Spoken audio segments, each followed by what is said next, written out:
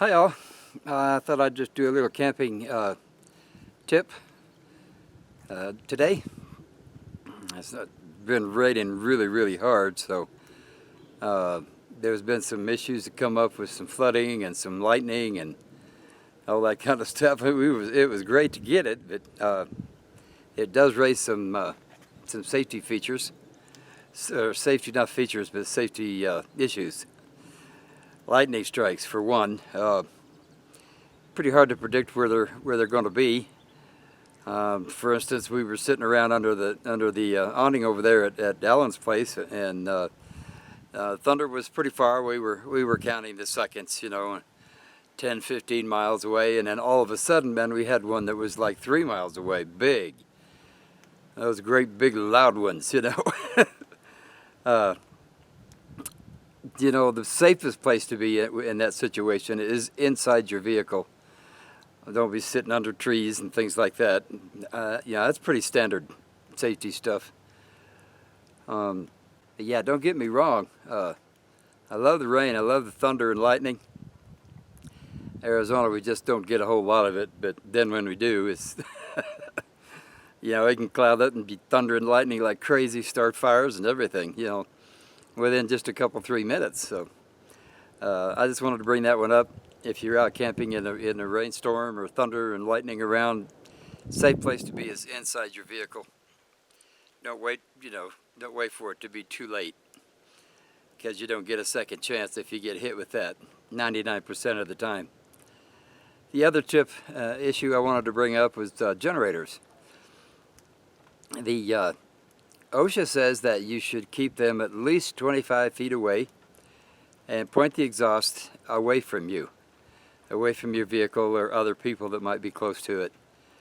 Generators put out about twice as much carbon monoxide as a car does. Modern day vehicles now, they all have they all have catalytic converters and smog control on them, and that really cuts down the carbon monoxide a lot. Generators don't have that.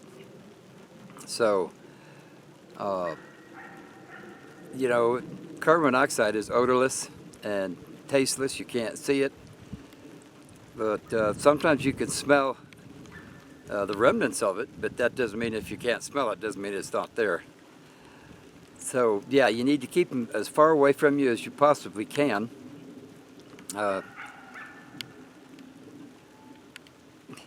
else? Oh, miners used to take canaries into the mines with them because they couldn't smell if the air was poison or what. They couldn't tell.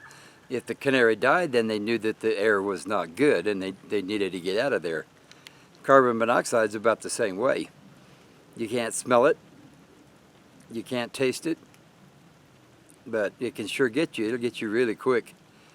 Over the years, there have been countless number of campers that have died, been, made sick, rushed to the hospital, all kinds of bad stuff, because the generators were producing so much carbon monoxide that it asphyxiated them.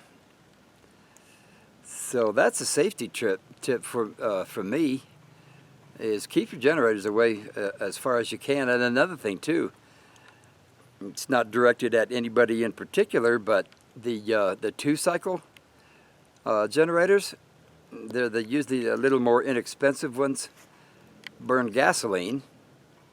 It produces carbon monoxide, and they also burn oil, which is another carbon monoxide producer when burned, not to include the smoke.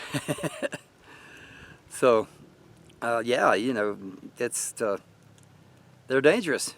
Convenient, but they're dangerous if they're too close to you. You'll be seep in your windows. You just need to keep them as far away as you can.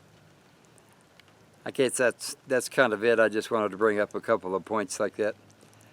Running generators in the rain. The new generators are pretty well protected. They're all covered in plastic cases. And they're all sealed, pretty much. That doesn't mean that you can put them out in a rainstorm and run them, because you could get a really good shock. If you're really grounded standing in a puddle of water, you're liable to be electrocuted, but quick. So Not to say that you can't run them, but I've got mine in a tent, which helps. It still gets a little bit wet, but it doesn't get flooded either. So, I mean, if it's really raining and it's it's really really wet and ground is starting to flood, I'll shut it down and just put up with low batteries. Turn the computer off. Turn things off that you don't really need. So I guess that's it again. I can't think of anything else. But safety tip of the month, of the week. See you later.